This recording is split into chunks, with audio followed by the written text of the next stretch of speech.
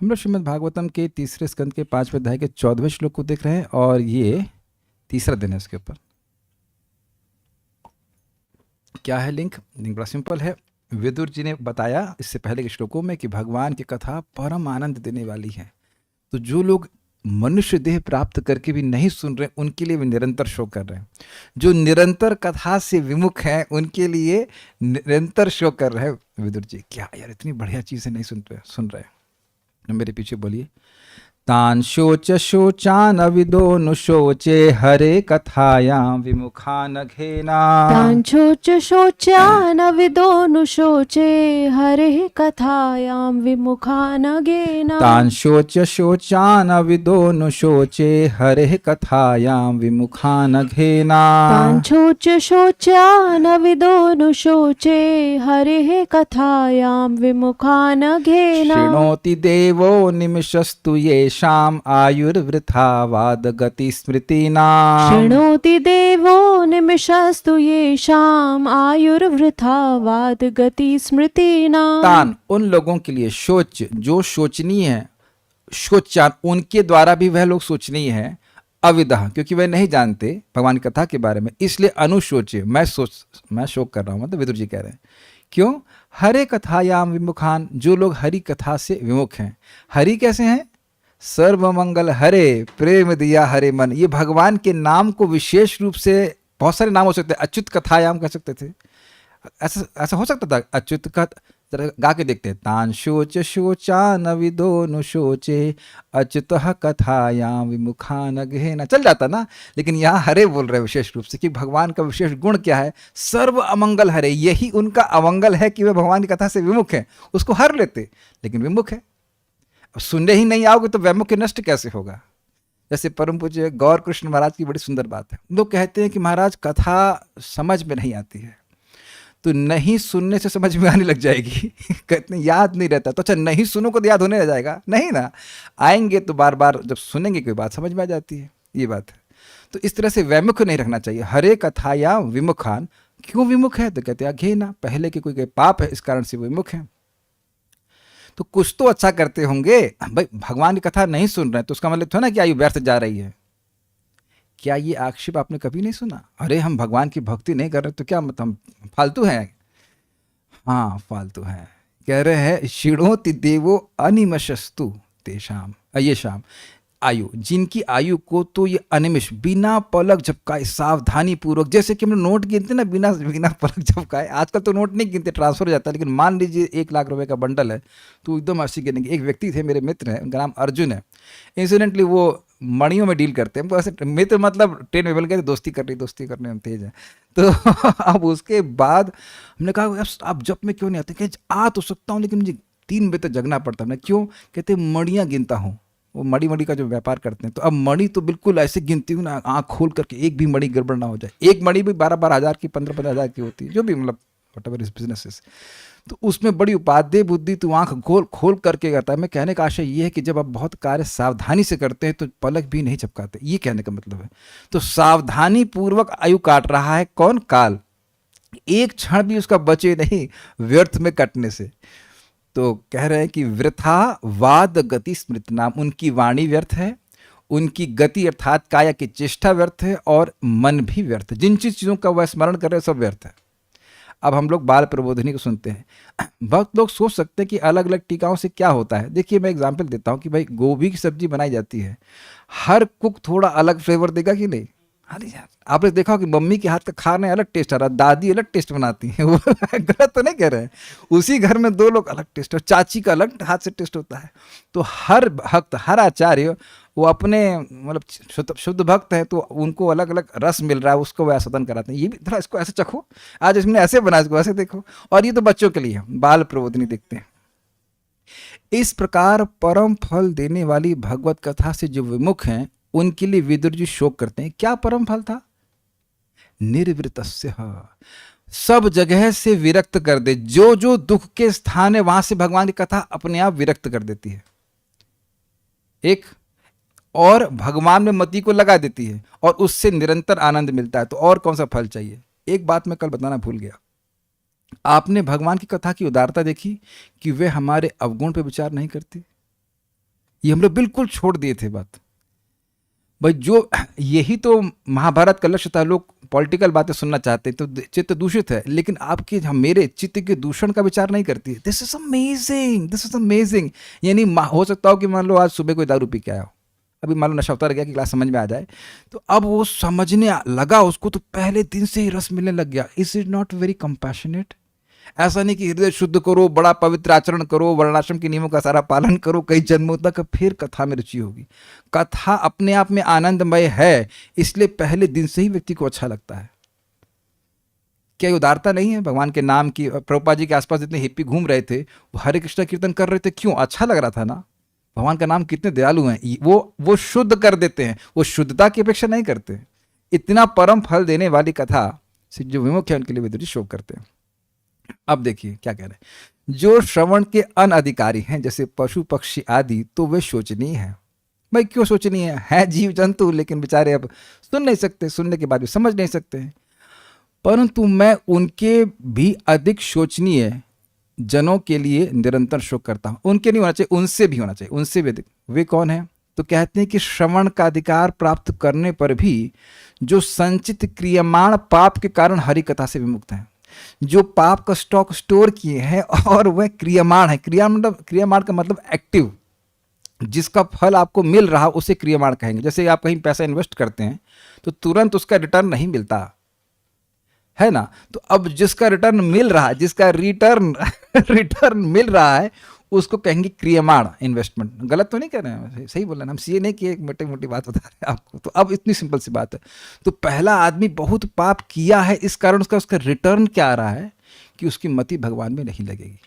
याद होगा आप लोगों को, कौन दुर्योधन की वक्त, जानामि धर्मम न च में प्रवृत्तिम जानामि अधर्मम न च में निवृत्ति। मैं जान रहा हूं कि धर्म क्या है लेकिन उसमें मेरी प्रवृत्ति नहीं है, और मैं जान रहा हूं कि अधर्म क्या है उसमें मेरी निवृत्ति नहीं है। मैं उसे हटा नहीं पा रहा हूं अपने मन को।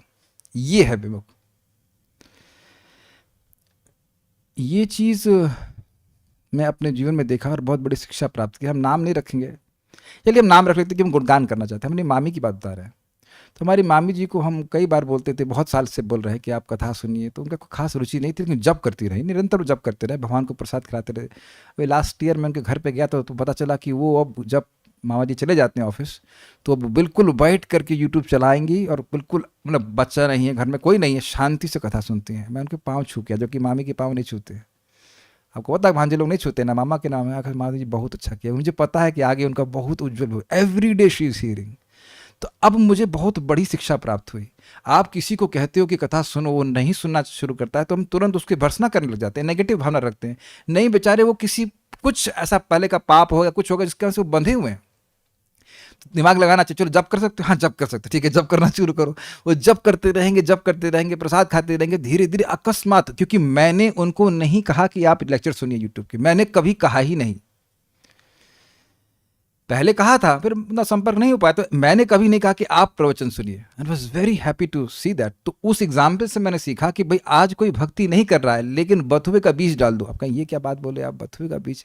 परम पूज्य वृंदावन चंद्र महाराज बहुत सुंदर बात कहे कि देखिए, आप किसी को भक्ति में लेके आ रहे हैं, आपने संपर्क दिया, तो इसका मतलब ये नहीं कि वो तुरंत भक्ति स्वीकार कर लेगा, लेकिन बीज पड़ गया है, कालांतर में भक्ति जरूर करेगा। जैसे बथुए के बीज को भी गर्मी चल रही है, बो दीजिए, कुछ नहीं उगेगा, लेकिन जाड़े में अपने आप उगने लगता है, समय आ जाता है। हम ये एक्सपेरिमेंट कर चुके हैं, मैं और तनेश प्रभु ने सोचा चलो हम लोग गेहूँ वीट ग्रास उगाएंगे। तो हम गेहूं को अभी गर्मी में कब बोते, गलत टाइम पे बो दिए, वो सब सड़ गया, वो उगा नहीं। हम लोग प्रतीक्षा करते रहे, पानी डालते रहे, लेकिन फिर दूसरे वक्त को पूछा, कहते भैया नवंबर में उगता है वो, तुम्हारे अभी डाल।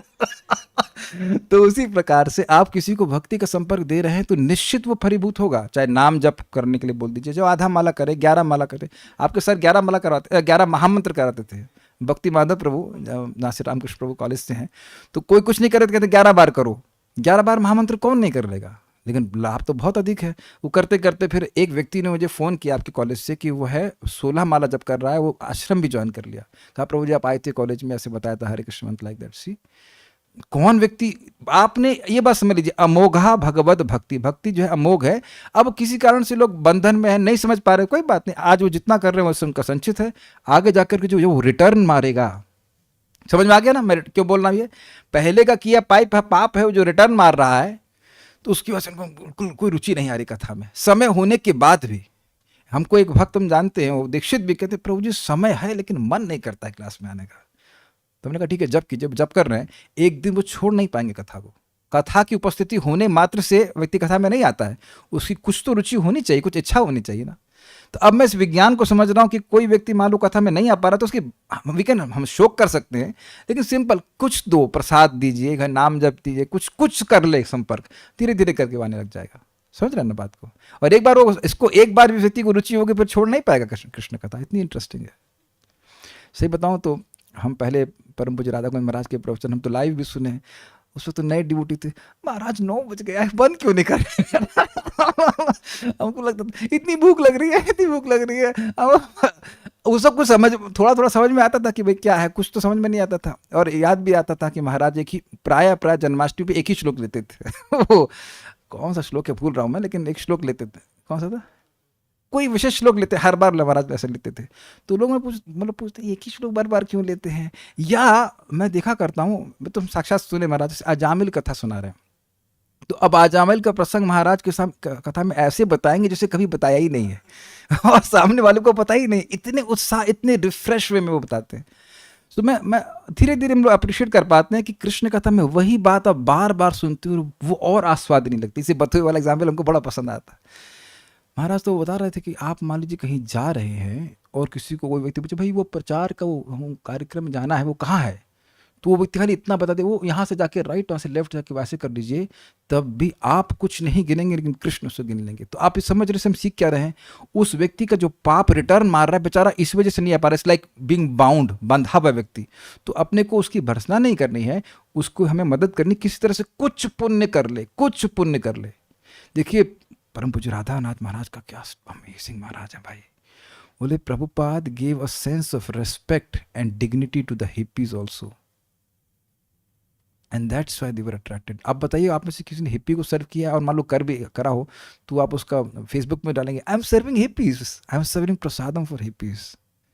What an amazing statement. नहीं, आज का मुझे शब्द याद है, महाराज बोले थे कि कोई व्यक्ति कीर्तन को जरा सा अप्रिशिएट भी करता था, then Prabhupada was ready to give his life for him.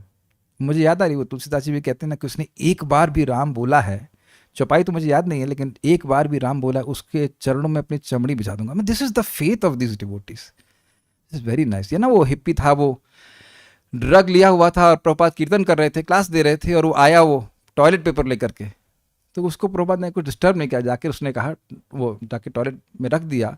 तो प्रभुपाद ने कहा कि just see he also wants to serve, just see the magnanimity of Srila Prabhupada. तो आप समझ रहे हैं कि इस विज्ञान को समझें कि भाई वह क्यों नहीं आ पा रहा है, सीखना चाहिए। वैसा होने पर भी आप उनके लिए शोक क्यों करते हैं? अरे भाई वह कथा में नहीं आते हैं, वह नहीं सुन पा रहे, तो आपको क्या दिक्कत है? क्योंकि निमेष रहित अर्थात सर्वदा सावधान देव अर्थात काम स्वरूप, काम नहीं स्पेलिंग मिस्टेक है, काल होना चाहिए, काल स्वरूप सूर्य उनकी आयु को काट रहा है। उनको दुख हो रहा है कि बेचारे व्यर्थ में मर रहे हैं। मर तो हर आदमी, लेकिन ये व्यर्थ में मर रहे हैं। अच्छा, ये श्लोक आप जानते हैं, आयुर्हरति वै पुंसाम उद्यनस्तंचयन्नसौ तस्य ऋते यच्छणो नीत उत्तम श्लोक वार्तया। सूर्य उदित हो रहा है और अस्त हो रहा है, सबकी आयु को बराबर काट रहा है, बराबर काट रहा है, केवल उस व्यक्ति के लिए जिसका एक भी क्षण भगवान की कथा में आया है, लगा है। ये ऐसे नहीं जिसका एक भी क्षण भगवान की कथा को लेके आया है। कितना अमेजिंग है। बहुत सारी व्याख्या हो सकती है, बस इतनी बात हम बोल के आगे बढ़ते हैं। परंतु आप ऐसे कैसे, स्पेलिंग मिस्टेक है, कह सकते हैं? क्योंकि जो लोग कथा सुन रहे हैं उनकी आयु को भी तो सूर्य काट रहा है ना। बहुत मजेदार बात, हमको बड़ा अच्छा लगा था, बच्चे लोग खुश।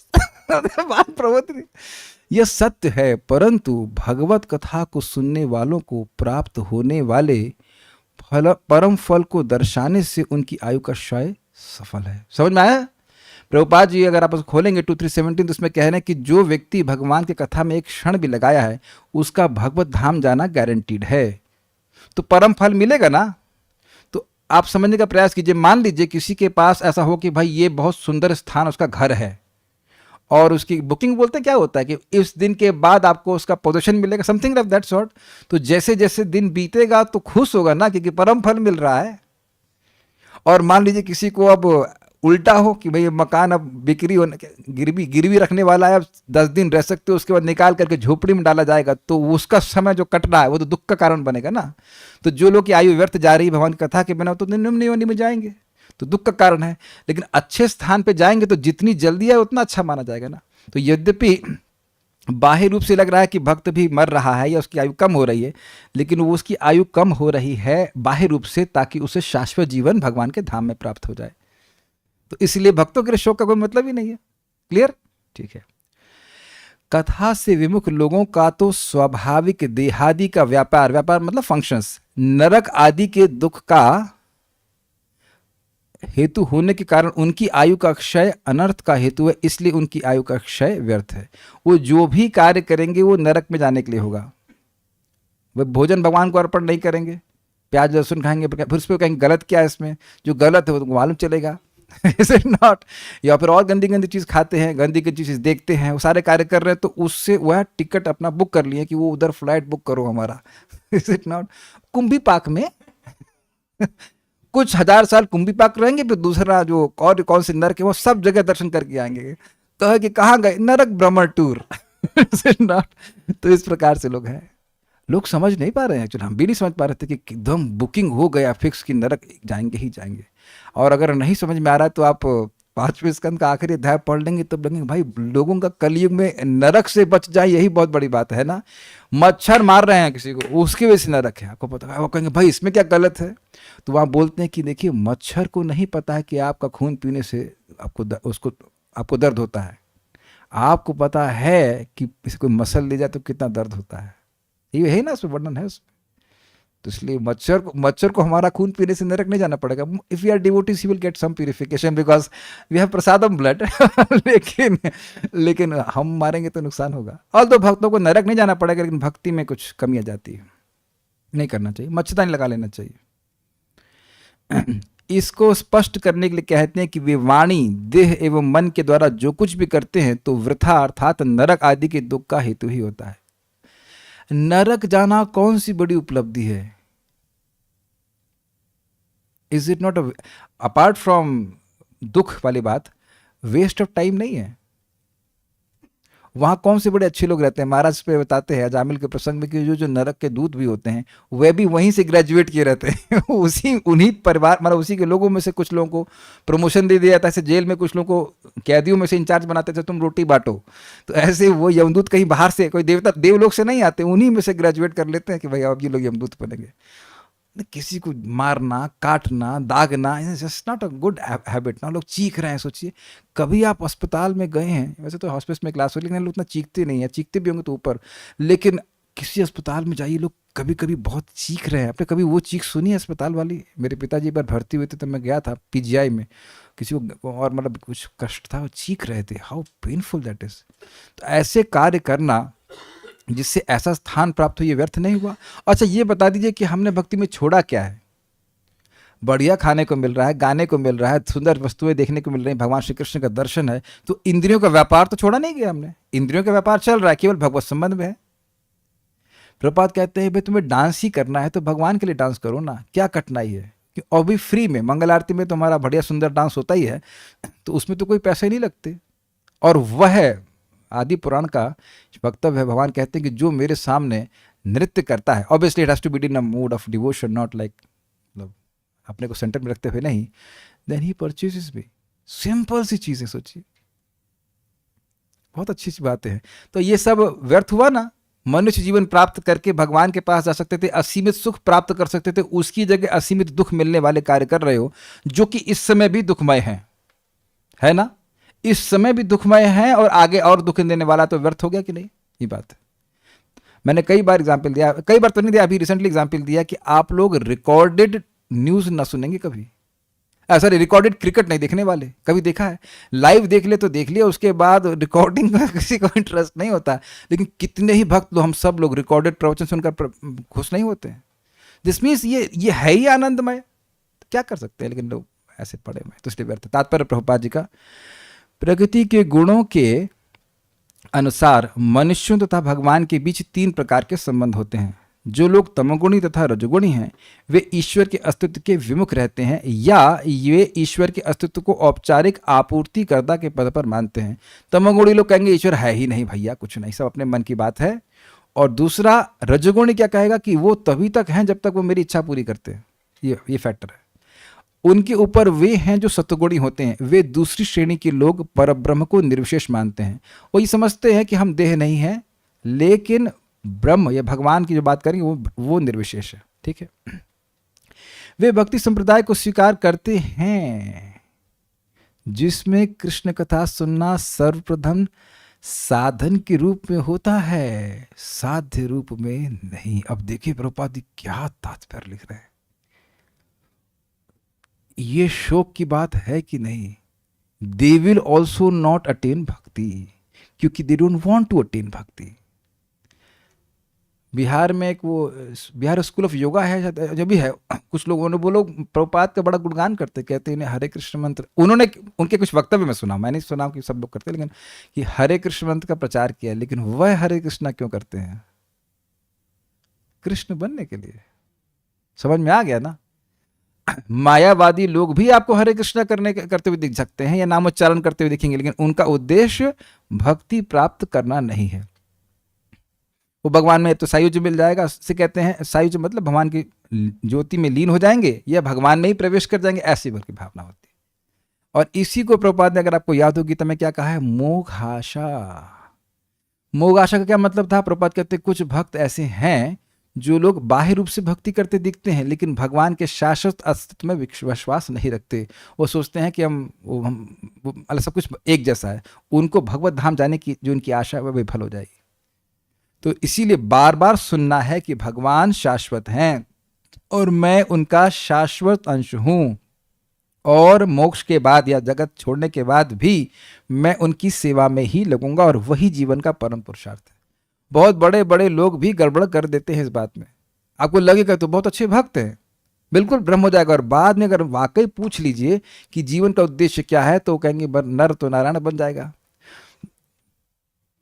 या नारायण ही नर है नारायण ही नर के रूप में विद्यमान, ऐसे करके बातें कर लेंगे। मतलब आप ही भगवान है, बस भूल गए हैं।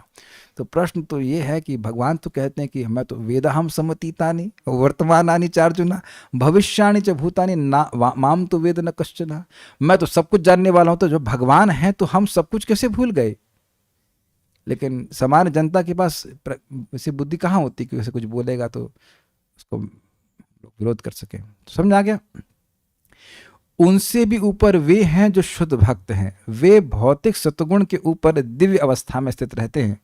ऐसे लोग निश्चित रूप से आश्वस्त रहते हैं कि भगवान के नाम, रूप, यश, गुण इत्यादि परम स्तर पर एक दूसरे से अभिन्न होते हैं। उनके लिए कृष्ण कथा को सुनना कृष्ण के आमने सामने मिलने के तुल्य होता है। यही बात प्रभुपाद जी प्रकाशानंद सरस्वती के केस में कहते हैं। वो 3 बार चैतन्य चैतन्य बोले, कृष्ण नहीं बोले। तो वहाँ पे जो ब्राह्मण था, क्या नाम था, महाराष्ट्री ब्राह्मण, आई एम नॉट श्योर, वो एक ब्राह्मण थे जो उनके पास गए थे महाप्रभु के बारे में उनको बताने के लिए। तो वह महाप्रभु के पास लौट के और बड़े दुखी थे कि इसने 3 बार चैतन्य चैतन्य बोला, कृष्ण क्यों नहीं बोला? तो उन्होंने कहा कि ये कृष्ण के अपराधी हैं, इसलिए कृष्ण का नाम उनके मुख से आएगा नहीं। फिर प्रभुपाद तात्पर्य में कहते हैं कि देखिए भले ही वह कृष्ण बोल भी दें, they can never realize that is Krishna. वो कभी नहीं ये रियलाइज कर सकते हैं कि वह कृष्ण है। अब आपको मैं फॉर्मूला बताता हूं जिसके द्वारा आपको रियलाइजेशन हो जाएगा कि कृष्ण का नाम कृष्ण से अभिन्न है। आप कहेंगे अब इतने आप हाई हो गए हैं कि आपको हो गया है। नहीं, हम आपको पथ बता रहे हैं, हम भी इसी पे चलने का प्रयास कर रहे हैं। प्रभुपाद जी इसको अंतलीला के चैप्टर 3 में, जहाँ हरिदास ठाकुर जी और महाप्रभु का डिस्कशन है, वहाँ बहुत बढ़िया सूत्र बताते हैं। कहते हैं कि देखिए जैसे जीवात्मा भगवान कृष्ण का नित्य दास है, ऐसे ही वे भगवान के नाम का नित्य दास है। तो इस भावना को स्वीकार करके, नित्य भगवान के नाम के दासत्व को स्वीकार करके 2 चीज करे। एक, निरपराधिक रूप से नाम उच्चारण करे, और दूसरों को नाम देने का प्रयास करे। तो ऐसे व्यक्ति, that person is elevated to the understanding that the holy name is not different from Krishna. तो जो समझ गए ना, उसको ये ज्ञान अंदर से भगवान एम्पलीफाई कर देंगे। यानी कि भक्ति जैसे जैसे आपकी क्या कैसे कहेंगे, एम्पलीफाई हो जाएगी, ऊर्जान्वित हो जाएगी, ऊर्जान्वित बोलेंगे वाला, वर्धित हो जाएगी, तो आपको समझ में आ जाएगा अपने आप कि ये तो भगवान है। इसको बुद्धि के द्वारा नहीं ग्रहण कर सकते, लेकिन एटीट्यूड क्या है समझना चाहिए। मैं कृष्ण के नाम का नित्य सेवक हूं। तो दो चीज, एक हम निरपराधिक रूप से जप करें, लेकिन वो पर्याप्त नहीं है। After that you also try to spread the holy name. अरे भाई एक सिंपल सी बात है, इस जगत में आइसक्रीम भी खाते उसका प्रचार करते हैं कि नहीं यार बड़ी अच्छी गोलगप्पे खाए, बड़े आइसक्रीम खाई, उसके लिए कौन से ज्ञान की जरूरत होती है? अगर आपको नाम से लाभ हो रहा है तो आप दूसरे को बताएंगे, किसी को तो बताएंगे, किसी को भी नहीं बताएंगे। It will be very surprising, आप किसी को नहीं बताएंगे। एनीवेज, तो हम आपको समझा रहे थे ये बात कि भगवान ऐसा प्रकाशित करते हैं। अगर आप लोग याद हो, प्रथम स्कंद में प्रपात कहते हैं, वो वाला श्लोक है ना, तद्वाद सर्ग वाले श्लोक में था या एनीहाउ किसी श्लोक में था, जिसमें कहते हैं Narad ji has kindly appeared in the pages of Shrimad Bhagavatam. Narad ji बड़ी कृपा करके भागवत के पन्नों में प्रकट हुए हैं। और एक और बात प्रभुपाद ने कहा, जो जिस व्यक्ति का मन पवित्र है, मतलब भक्ति करके ही, वह अनुभव कर पाता है कि भगवान श्री कृष्ण साक्षात श्रीमद् भागवतम से अभिन्न है। तो नाम रूप गुण लीला आदि सभी कुछ भगवान है, तो भगवान का संपर्क मिल रहा, ये बात प्रभुपाद कह रहे हैं। जिसकी जो शुद्ध भक्ति में प्राप्त हुआ, यानी कि स्पेशली अगर हम सुनते हैं भाव भक्ति के स्तर पर एकदम क्लियर हो जाता है कि नाम और नामी में कोई भेद नहीं है। नाम और नामी में भेद कभी भी नहीं था, लेकिन इसका अनुभूति भाव स्तर पे होती है। समझ रहे हैं कि कुछ लोग कहेंगे हमको नाम में रुचि इसलिए नहीं हो रही है क्योंकि हरे कृष्ण मंत्र रूपी हम एक भौतिक शब्द बोल रहे हैं। That is absolutely wrong. फिर अगर हम भौतिक शब्द तो हम अनादिकाल से बोल ही रहे हैं, चैचा चैचा भी किए होंगे, कभी भव भव भी किए होंगे, तो उससे तो कोई पवित्रता हुई नहीं। नाम साक्षात भगवान से अभिन्न है, नित्य शुद्ध अभिन्नत्व नाम नामिना, लेकिन उसका रियलाइजेशन हमको इसलिए भी नहीं है क्योंकि हमारा हृदय पवित्र है। ये समझना चाहिए। और ऐसा भी नहीं कि नाम कभी अच्छा नहीं लगता। तो अब मधुर कदम नहीं पढ़ेंगे तो आप समझ सकते हैं, कभी अच्छा लगता है कभी नहीं लगता, उससे क्या, लेकिन वो दिव्य वस्तु है। ओके। इस श्रेणी के लोगों के अनुसार जो भगवान की शुद्ध भक्ति को प्राप्त होते हैं, मानव जीवन का सर्वोच्च लक्ष्य पुरुषार्थ है, अर्थात भगवान की भक्ति है। ये कुछ हिंदी ठीक से नहीं सेट की गई है, बट इसका पॉइंट है मानव जीवन का सर्वोच्च पुरुषार्थ है भगवान की भक्ति, ऐसे होना चाहिए, जो जीवन का असली मिशन है। मतलब भगवान की भक्ति प्राप्त करने के लिए भगवान की भक्ति कर रहे हैं। बहुत सिंपल सी बात है। क्योंकि निर्विशेषवादी लोग मानसिक चिंतन में लगे रहते हैं और भगवान में श्रद्धा नहीं रखते, अतएव उनका कृष्ण कथा सुनने से कोई सरोकार नहीं होता। जैसे कि अब आप सोचिए, प्रैक्टिकल एग्जाम्पल, स्वयं श्रीमन चैतन्य महाप्रभु काशी में प्रेम की बाढ़ लेके आ गए और प्रकाशानंद सरस्वती कहते हैं ये भाव के लिए है, इनकी ये भाव के लिए यहाँ काशी में नहीं बिकेगी। तुम लोग वेदांत पढ़ो, डिस्टर्ब होने की जरूरत नहीं है। अरे कौन डिस्टर्ब नहीं होना चाहेगा महाप्रभु के इस प्रेम संकीर्तन से? सोचिए, महाप्रभु स्वयं कीर्तन कर रहे हैं, फिर भी लोग विमुख रह सकते हैं। बिल्कुल। अब काशी है ही कितना बड़ा, मतलब 30-40 किलोमीटर में, और महाप्रभु की स्वयं कीर्तन कर रहे हैं। कई दिन महाप्रभु वहां पे रहे, तब भी वो मिलने नहीं गए, खुद भी नहीं गए और 60,000 चेलों को भी नहीं लेके गए, और महाप्रभु भी नहीं गए। आपको पता है महाप्रभु को इनविटेशन देते थे कि आइए भोजन करिए, और एक्सटर्नली तो महाप्रभु मतलब सन्यासी संप्रदाय में लिए हैं, लेकिन कह देते नहीं मैं आज व्यस्त हूँ, कहीं और इनविटेशन है, खाने भी नहीं गए। और आप उसमें सुनिएगा जबरदस्त बात, जब महाप्रभु ने उनको भक्त बना दिया और नाम संकीर्तन करने लगे तो उन्होंने भोजन दिया, और वह भोजन भगवान को अर्पित भी नहीं था, फिर भी महाप्रभु ने इसीलिए स्वीकार किया बिकॉज दे चैंटेड हरे कृष्णा। आप देखिएगा प्रभुपाद जी के तात्पर्य का, अमेज्ड, आई वाज अमेज्ड। भाई महाप्रभु पे थोड़ा कोई, उन्हीं को तो भोग लगता है उनको ही भोग लग गया, और क्या है, उनके लिए कोई नियम नहीं है। But I was surprise how much Mahaprabhu is like, and उनको कितना अच्छा लगता है अगर सच बात को स्वीकार करे तो। सिद्धांत उन्होंने स्वीकार किए वहाँ पे, और उसके बाद हरे कृष्ण बोला तो वहाँ पे स्वीकार। अदरवाइज चाहे कितना हो सन्यासी, 60,000 सन्यासी जिसके शिष्य हों, उसको महाप्रभु कुछ नहीं गिन रहे हैं, कुछ भी नहीं गिन रहे हैं। ये हमेशा पकड़ के चलना चाहिए इस बात, क्योंकि कोई भी व्यक्ति नाम उच्चारण कर रहा है with this proper attitude, Mahaprabhu loves him like anything. आप लोग पोर्टफोलियो के रामकृष्ण प्रभु गडरिए तो नहीं है मैं भी नहीं हूँ। तो जो गडरिए हैं, गडरिए जो गाय चराने वाले, वो हरी हरी बोल दिए तो महाप्रभु कह रहे कितार्थ हुईला आमी सुनाइला हरि नाम, because there are innocent people, not offensive in any way. ये बात आप लोग को बार बार याद रखनी चाहिए, because we tend to forget how every devotee is very dear to Krishna. एक मैं रिवोल्यूशनरी बात कहना चाहता हूँ, आप विरोध कर देना, मैं विरोध करवाने के लिए बोल रहा हूँ। Sometimes we think that if a very senior devotee will come to my home for prasadam only, then I am fortunate. Which is true. कोई शुद्ध भक्त आएंगे जो महामर कई सालों से भक्ति कर रहे हैं, हमारे घर में प्रसाद पाएंगे, तब हमारा जीवन सफल होगा या हमारा घर सफल होगा। ऐसा आप गलत नहीं कह रहे। लेकिन जो भक्ति स्वीकार कर रहा है वह भी तो भगवान को बहुत प्रिय है।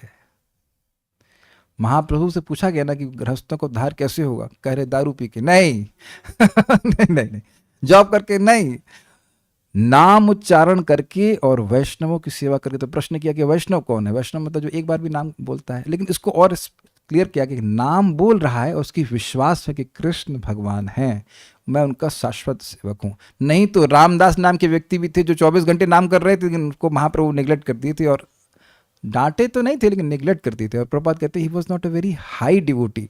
प्रभुपाद ने यह भी नहीं कहा है कि वो नॉट डिवोटी है, लेकिन कहा हाई डिवोटी नहीं, तो उसकी अंडरस्टैंडिंग ठीक नहीं है। आगे महाप्रभु की कृपा से ठीक हो जाएगा।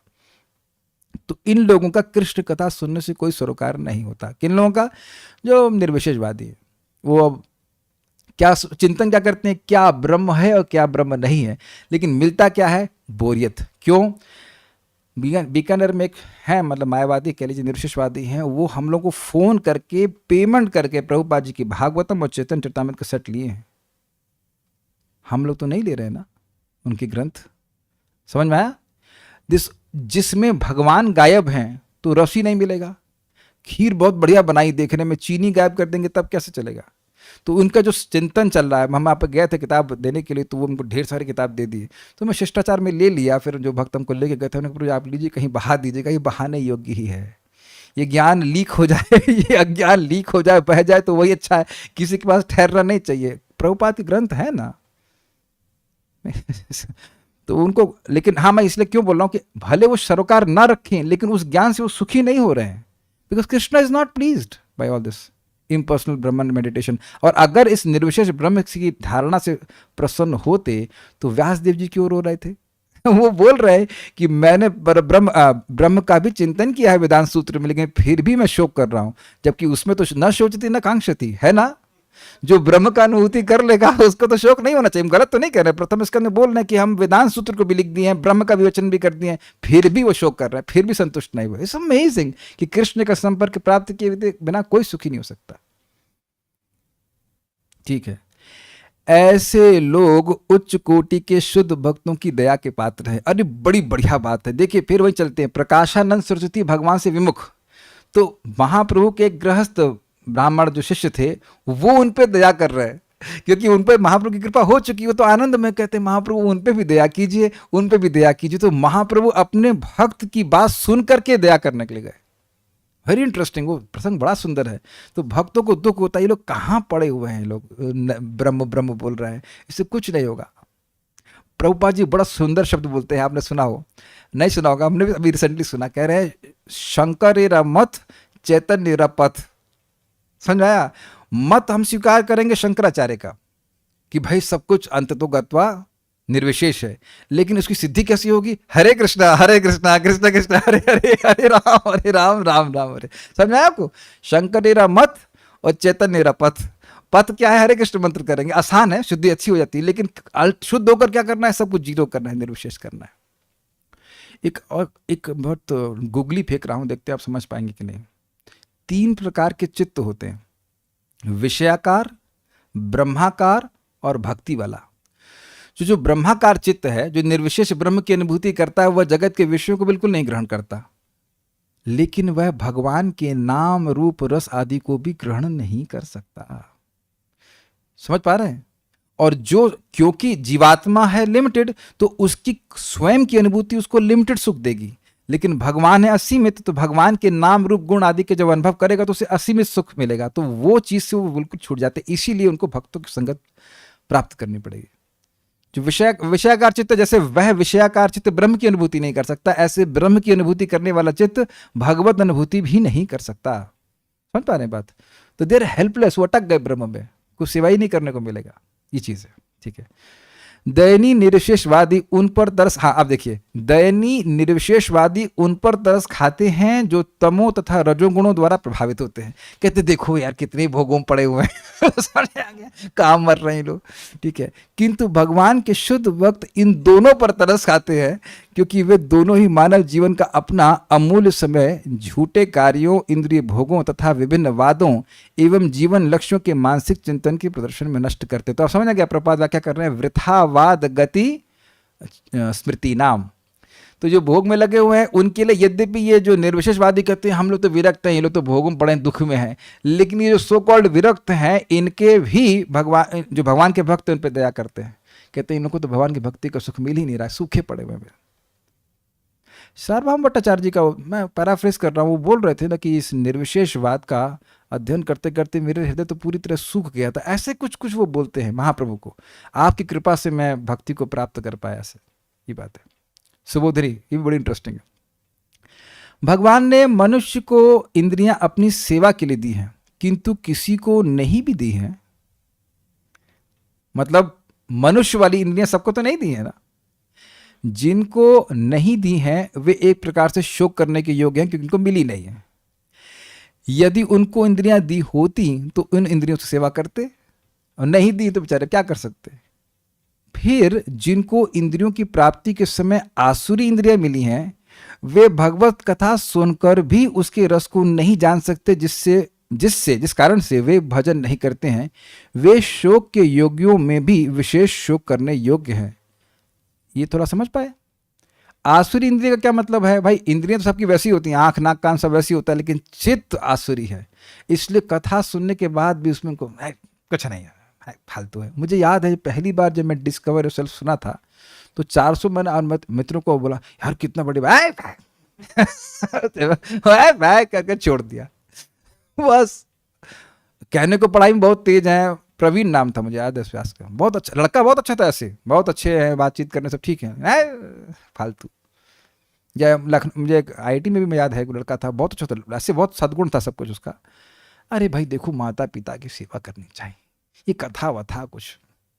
और एक और भी मुझे व्यक्ति याद है, वो उनको निर्विशेषवाद में बहुत रुचि थी और वैसे बहुत अच्छे व्यक्ति थे, और उनको हम सर के पास लेके गए थे, प्रवचन सुने, लेकिन उसके बाद फिर ध्यान चालू कुछ दिन गए, मायापुर भी गए तो केवल कुछ तो सुकृत मिला, प्रसाद साथ पाए, लेकिन फिर ध्यान चालू, ध्यान कर रहा है। वो सब पहले का बैकअप असर रहता है। तो सब आसुरी इंद्रियां है जिसके द्वारा व्यक्ति भगवान की कथा को सुनने के बाद इसमें रुचि नहीं रखता है। ये समझ में नहीं क्यों देखा भी जाता है कि कुछ लोग, आप भगवान के नाम की महिमा कहोगे ना, और आपको ऐसे मुस्कुराएंगे जैसे आप भावुक है बोल भाव की बात है, बोल दो विश्वास है जैसा लग रहा है कि मतलब सब कुछ बस अब विश्वास पे निर्भर करता है, और हम लोग तो बेवकूफ हैं और भावुक लोग हैं ना, ठीक है, अच्छे लोग भावुक था, ठीक है। ऐसा एकदम कटाक्ष वाला स्माइल करते हैं, जैसे लग रहा है सारा ज्ञान उन्हीं को संपन्न, सबको पता है ऐसे कर। एक और बात हमको बड़ी मजेदार याद आ रही, लखनऊ में मैं प्रवचन कर रहा था, 4 प्रकार के लोग भगवान के पास आते हैं। तो एक ज्ञानी आ गए, जब मैं व्याख्या कर रहा था कि ज्ञानी भी आता है, तभी आके बैठे थे। वो बोले यहाँ प्रवचन भी, हम तो सोच रहे थे केवल भजन वजन होगा कुछ की तरह। फिर उसको बोले ज्ञान के बाद भी भगवान के भजन की जरूरत होती है। हमने कहा हाँ भैया, असली ज्ञान तो यही है कि भगवान हमारे नित्य स्वामी है। तो अब देख रहे हैं कि लोग सोच रहे हैं कि ज्ञान जब तक नहीं हो रहा है तब तक भजन करना है, उसके बाद एकदम अब और कुछ भक्ति करने की जरूरत नहीं है। This is how there contamination is there, generally यही कंटामिनेशन रहता है।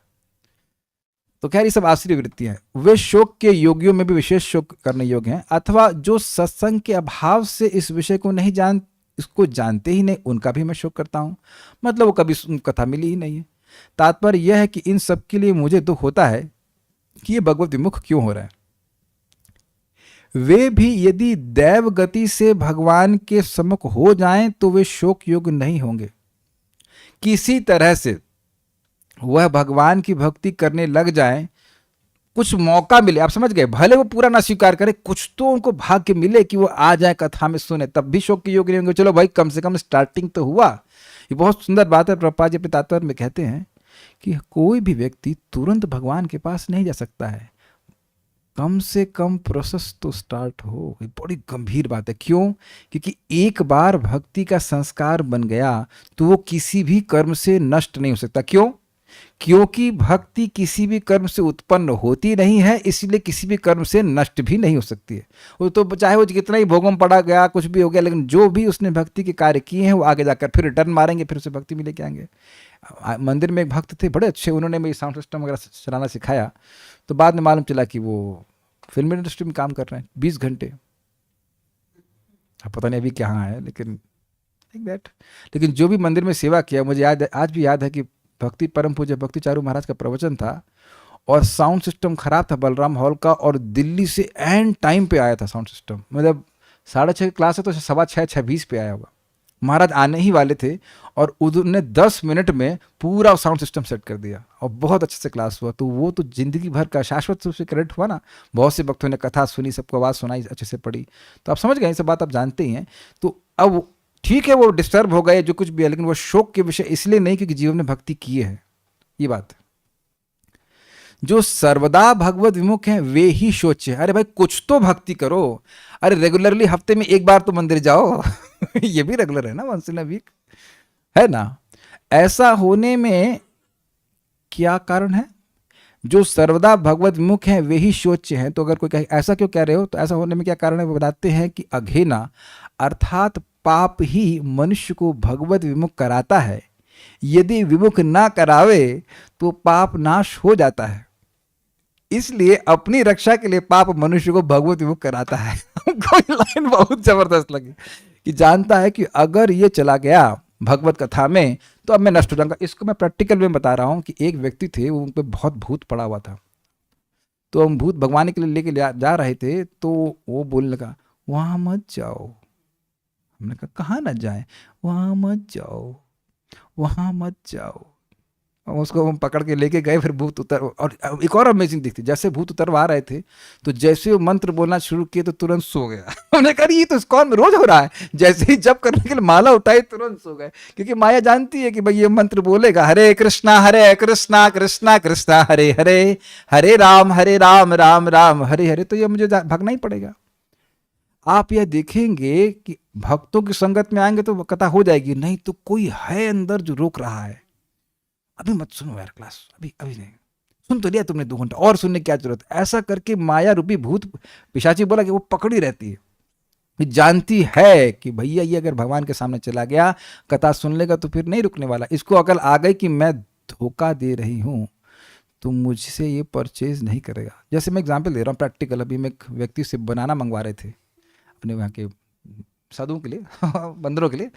तो वो बड़ा लंबा काट रहे थे, तो पैसा हम एक दिन जाके चेक किए तो 25 रुपये किलो था, वो 40 रुपये किलो ऐसे कुछ ला रहे थे। तो हमने बंद किया, हमने दूसरे ईमानदार व्यक्ति को दे दिया कि भाई वो लेके आइए।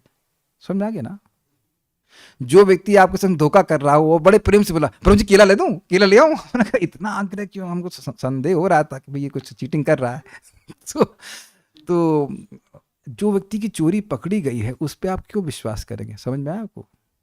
माया जानती है कि ये कथा सुनने लग जाएगा तो मेरी ट्रिक्स मालूम चल जाएंगी, मैं सुन धोखा कर रही हूं। क्या ये आप लोगों को नहीं पता चला? At least we are fighting maya, not becoming subservient to it, to her. जब हम लोग माया में जाते हैं तो हम लोग को पता रहता है कि हम लोग माया में गए, अग्रीड? तो ये कृष्ण भावना है कि नहीं? कुछ कैच किया, मान लीजिए मैं किसी से मतलब झगड़ा कर रहा हूँ, दुश्मनी है, तो मुझे पकड़ ले तो मुझे मालूम है कि मैं दुश्मन के अंडर में चला गया, ये नहीं कि मैं दुश्मन को ही दोस्त मान के बैठा हुआ हूँ। अंतर आ गया ना? बहुत बड़ा अंतर है। पहले हम लोग माया में थे, मालूम नहीं था कि माया में है क्योंकि कृष्ण भावना में नहीं थे। तो आप समझने का प्रयास कीजिए, ये पाप है, ये जानता है कि अगर नाम बोल दिया इसने या कथा सुन ली तो ये मुझे हटना ही पड़ेगा, इसलिए भगवत विमुख करके रखता है। इसीलिए भक्त लोग जा जाकर कथा सुनाते हैं। मुझे याद है कि व्यक्ति ने मुझसे गीता लिया था वृंदावन में, तो उनके घर में गए हम क्लास करने के लिए।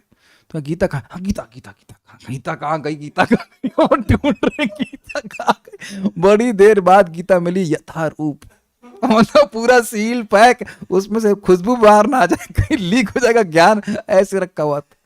इस प्रकार से लोगों को विमुख रखता है। And we should be compassionate. ऐसे तुरंत मुझे एक याद है, मैं यमुनानगर जाता हूँ, कभी कभी जाया करता था, तो एक भक्त बोले प्रभु जी पहले तो हमको बड़ी चिढ़ मचती थी कि ये क्लास हो क्यों रही है, खुद उसने बोला।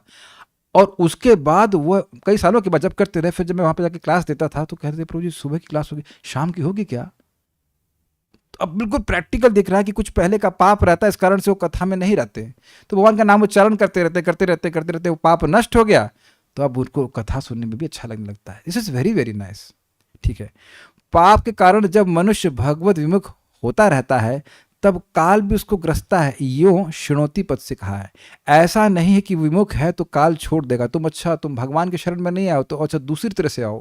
कालोस्मी लोक क्षयकृत प्रवृद्ध हो। अच्छा तुम भगवान कहेंगे तुम मेरी शरण में डायरेक्ट नहीं आते हो ना, तो मैं काल के रूप में तुम्हारे सामने आता हूं, सब कुछ छीन लूंगा। नेक्स्ट, काल सब जानने वाला देव है, अर्थात कौन पापी है भगवत विमुख है उसको भी जानता है, अतः वह सदैव ग्रसार्थ अनिमिष अर्थात सावधान रहता। दिस इज ब्रिलियंट ना, ब्रिलियंट ना। हम लोग जब भक्ति में नहीं आए थे तो कौन बताए कौन भक्त है कौन नहीं, लेकिन काल सब जान रहा है कि कौन व्यक्ति भक्ति कर रहा है या भक्ति के लिए इच्छुक है और कौन नहीं है।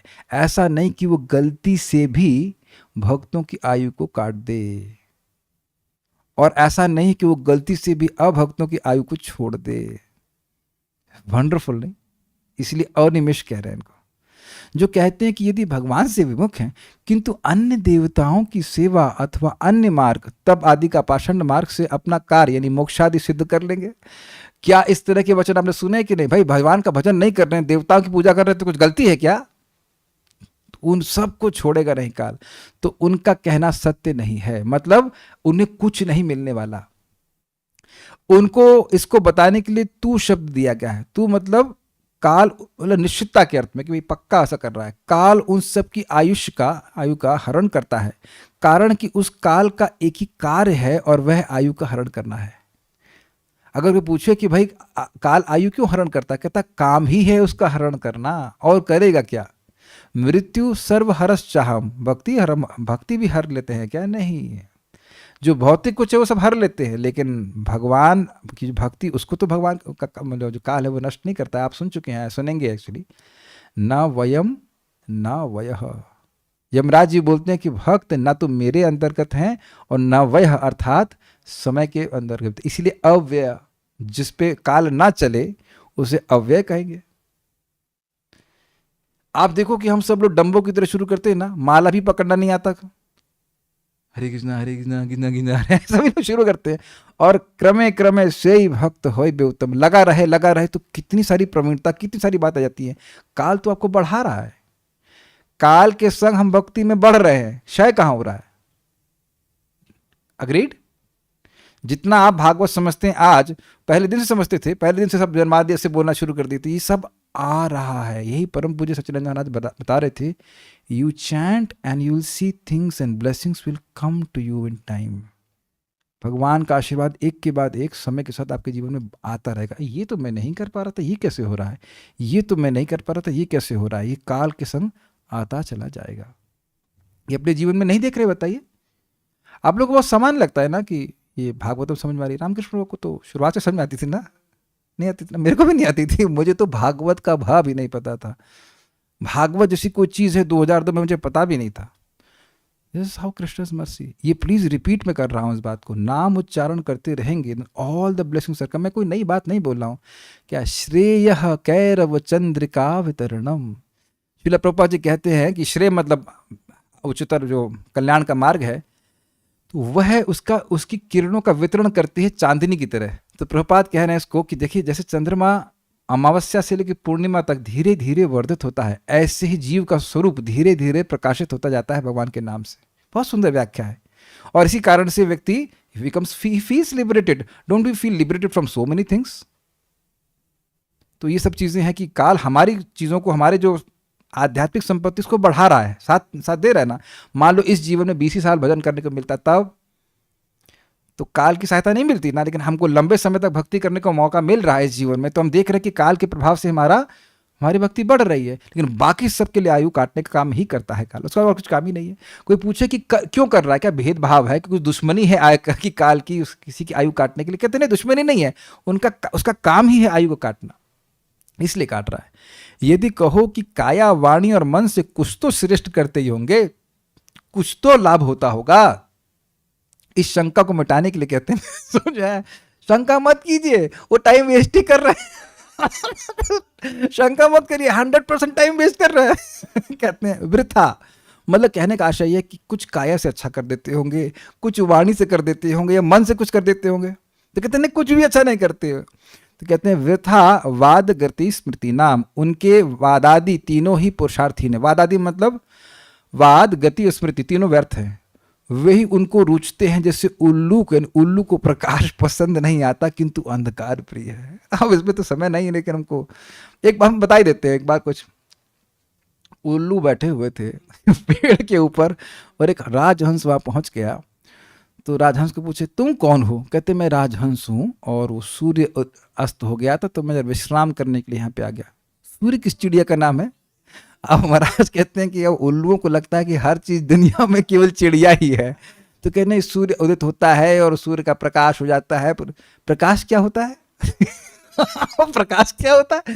अब उल्लुओं का दिक्कत ये कि जैसे सूर्य उदित होता है उनको दिखना बंद हो जाता है, तो समझेंगे कैसे कि सूर्य क्या होता है?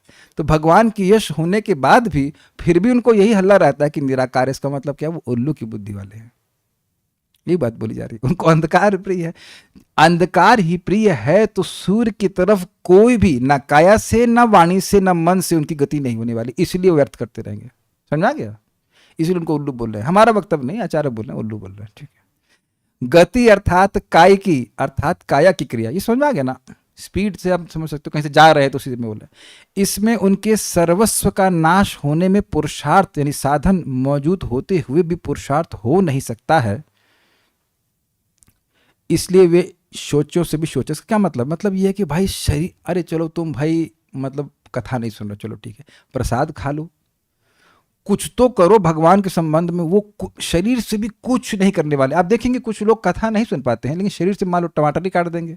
आपको याद होगा कि हम भक्तों को बुलाते थे कॉलेज से, तो खूब वो फल वल कटवाते जन्माष्टमी में। तो मान लो वो भाई बहुत से लोगों की कथा में नहीं भी आ रहे, लेकिन एक भाव है कि हाँ कुछ सब्जी काट दें, कुछ कर दें। ये देखा गया कि नहीं देखा गया है? कथा में नहीं आएंगे, कुछ होगा तो माइक स्टैंड लगा देंगे, कुछ वो कर देंगे। लेकिन वो कह रहे कि नहीं, शरीर से भी कुछ नहीं करते। अब इस पे हम एक श्लोक बोलना चाहते हैं। जब यमदूत यमराज के पास गए और कंप्लेन लेकर कि भैया अजामिल को छुड़वा लिया, तो यमराज ने कहा कि भाई देखो जो भगवान के भक्त उनको मत लाओ, ये फलान का। तो बोले किसको लाएं?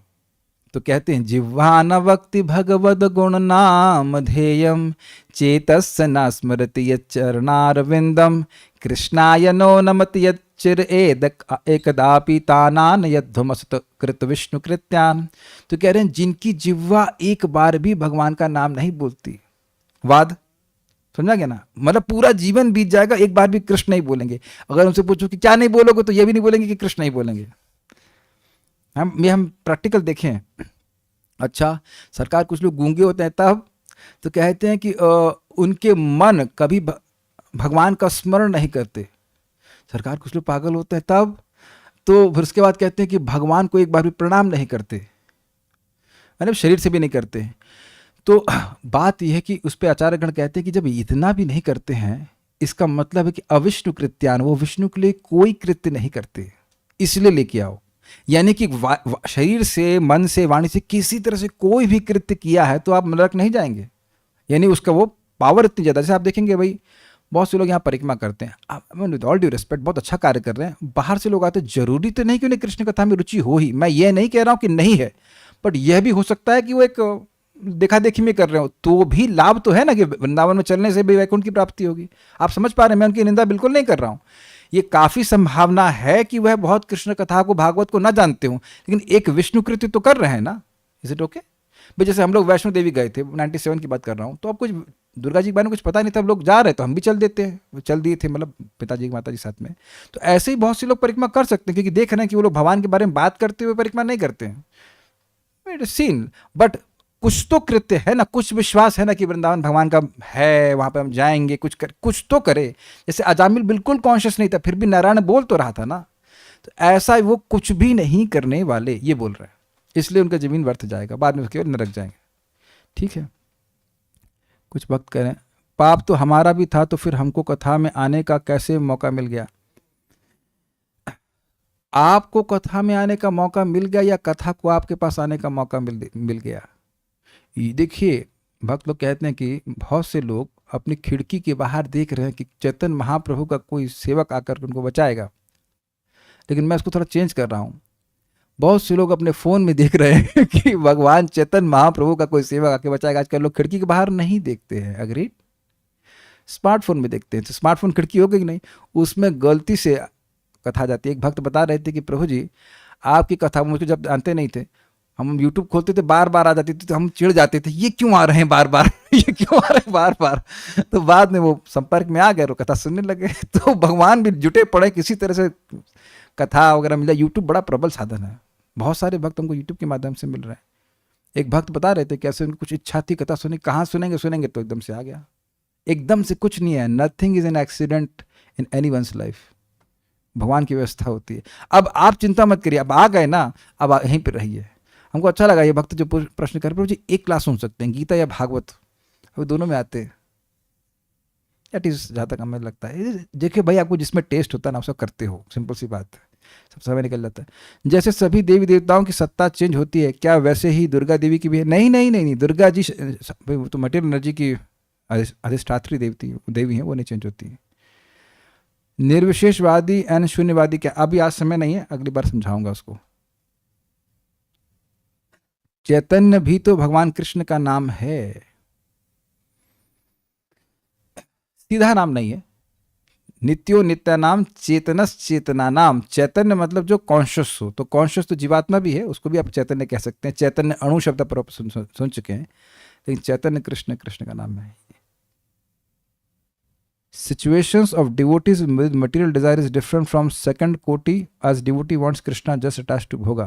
देखिए, इस चीज़ को हमने पहले चर्चा कर लिया है कि भगवान के भक्त यद्यपि भौतिक इच्छा से युक्त भी क्यों ना हो, उनकी भर्त्सना नहीं की गई। आपने सुना नहीं कल चर्चा। और एक और आपको हम 5वें स्कंद से आप ढूंढ लेना, सर्च करना सकाम या निष्काम, तो वहाँ चक्रवर्ती बात कहते हैं, उसी बात को प्रभुपाद जी कहते हैं, देयर इज नो सकाम डिवोटी। काफ़ी इनकरेजिंग है। कोई सकाम भक्त है ही नहीं भगवान कृष्ण का, क्योंकि जो भक्ति करता रहेगा उसकी सारी वासना समाप्त कर देंगे। छोड़ेंगे नहीं भगवान, छोड़ेंगे नहीं। हम लोग बस ना छोड़ें, छोड़ेंगे ही नहीं। ही डज, उनको छोड़ना नहीं आता। जब पूतना बोलती रही जोर जोर से, छोड़ रहे, उसको नहीं छोड़ा, तो हम कौन सी खेत की मूली है। पूतना को माँ की गति दी है, तो उससे ज़्यादा तो घोर संकल्प वाला कोई नहीं हो सकता है। एक बात बोल के मैं रखूँगा। परम पूज्य वृंदावन चंद्र महाराज यहाँ पे क्लास दे रहे थे, उनको मुझे बहुत अच्छी बात लगी। कह रहे कैसे भी चित्त से भक्ति करनी चाहिए। भक्ति चाहे निष्काम रूप से भक्ति करे, बड़ी अच्छी बात है, लेकिन कैसे भी भक्ति कर रहा है, बहुत अच्छी बात है। वेरी नाइस, क्योंकि उतनी शक्तिशाली है भक्ति। अगर वो करता रहा है तो उसका चित्त परिवर्तित हो ही जाएगा। लोगों को मारने की इच्छा से भी भक्ति की है, माता दीदी ने करी कि नहीं, और फिर भी उनका हृदय पूरी तरह परिवर्तित हो गया, सारा कलमश नष्ट हो गया। तो अब उससे ज़्यादा क्या कहा जाए। और आप लोग अपने लिस्ट बताना ना, कौन सी इच्छा है। किसी को एक पति चाहिए होगा, 2 तो नहीं चाहिए होंगे, ठीक है ना, 2 चाहिए किसी को। एक पति चाहिए होगा, एक होगा नौकरी चाहिए होगी, कार चाहिए होगी। आप देखेंगे कि मटेरियल डिजायर फूस हो जाएंगे आपके। कहेंगे यार तुमको मांगना भी नहीं आया एक पति मांगना, ठीक है ले लो, अच्छा कार चाहिए ले लो, बंगला चाहिए ले लो, ये ले लो, वो ले लो। I mean this is very insignificant. वैसे मैं रामकृष्ण प्रभु आप बड़े दानी हैं, बड़े महान हैं, बड़े अच्छे भक्त हैं, मुझे 2 रुपया दे दीजिए यार तो इतना गुणगान किया 2 रुपया के लिए। आप देखना, भगवान का शब्द है, ये तो मैं मुझे पहले ही देना चाहता था, ये तो मैं अपने भक्त को पहले ही देना चाहता था। He loves you like anything। आप समझ रहे हैं, जिससे हम प्रेम करते हैं उसको दुर्गुण दिखते ही नहीं है, दिखते ही नहीं है। Krishna just loves that you have come to him because he knows that you will come to him. समझ आ रहा है मैंने क्या कहा। आप भगवान के पास आगे, सब एक बात बोल के मैं रुकता हूँ, मुझसे पहले दरवाजा ना खुल जाए। देखिए, सबसे कठिन कार्य तो हो चुका। सबसे कठिन कार्य था भक्तों की संगति मिलना और भक्ति में आना, क्योंकि उसमें लगा है अनादिकाल। काटिए, विरोध है तो नहीं ना, कोई विरोध। और भक्ति का संपर्क प्राप्त करके अनंत समय तो किसी को भी नहीं लगा। अगर 100 जन्म भी बोल दिया जाए तो भी अनादिकाल से तो कम ही है। तो आसान कार्य करने में क्यों डरते हैं। सबसे मुश्किल काम तो हो ही गया ना। भक्तों की संगत प्राप्त हो गया, आपको सबको समझ में आ गया। जो भी मटेरियल डिजायर लिख लो, कितनी पत्नी चाहिए, एक से ही भर जाएंगे आप, दूसरी नहीं कर पाएंगे। आप सुन चुके हैं ना। अपिचे तो सुदुराचारा का क्या मतलब था? दूसरों की पत्नियों से भी संग करने की उसकी वृत्ति है, लेकिन अगर उसके मन में ये निष्ठा हो गई है कि भाई भक्ति ही करना है, तो भी कैसा साधु है? वैसा साधु माना जाएगा जैसा कि अनन्य भजन करने वाले। वो क्या है, महात्मा नस्तु माम पार्था दैवीम प्रकृति आश्रिता भजन्ते अनन्य मनसो ज्ञाता भूतादिम अव्ययम। क्योंकि वे अनन्य भजन कर रहा है, इसलिए उसको वैसा ही साधु मानो जैसे कि वो लोग हैं। अब सब याद होगा, हम लोग पढ़ा चुके हैं भगवद गीता। अमेजिंग। वो जो कुछ भी है वो समझ लीजिए, भगवान का नाम, एक ही नाम सब कुछ नष्ट कर सकता है। भगवान जानते हैं, बस उसके लिए उत्कंठा को जागृत करने के लिए उसको रख रहे हैं, तो एक क्षण में सबको साफ कर सकते हैं। He can do that. He just waiting, making a weighted devotee wait, बस, और कोई बात नहीं है। और अगर क्लियर होगा, आप सुनते रहिए, भागवतम इज अमेजिंग। तो ये सब रहस्यमय बातें अब माधुर कदम नहीं पढ़ाएंगे तो और क्लियर हो जाएगी सारी बातें। एकदम क्लियर है कि काम जितना भी आपकी जो मटेरियल डिजायर्स हमारी हैं वो सब फूस हो जाएंगी। फूस मतलब बहुत छोटी सी हैं, भगवान सब पूरे कर देते हैं, इससे कोई फर्क नहीं पड़ता। तुम जप करते रहो, ठीक है। Okay, will stop here. Shrimad Bhagavatam की जय, श्रील प्रभुपाद की जय, निताय गौर प्रेमानंदे।